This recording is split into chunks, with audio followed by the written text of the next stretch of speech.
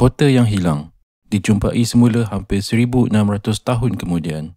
Pada tahun 79 Masihi, Gunung Vesuvius meletup dengan dahsyat dan menenggelamkan seluruh kota Pompei di Itali. Letusan itu bukan sekadar memusnahkan, ia menguburkan bandar ini di bawah lapisan abu yang sangat tebal.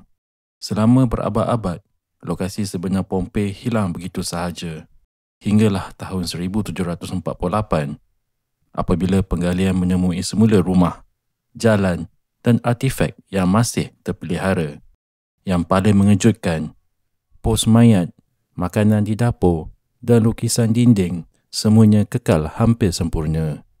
Seolah-olah masa berhenti pada hari tragedi itu berlaku.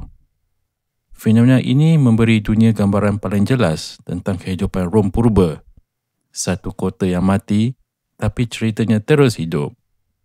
Ini Sejarah 1 Minit. Like, share dan subscribe untuk lebih banyak kisah menarik. Jumpa lagi.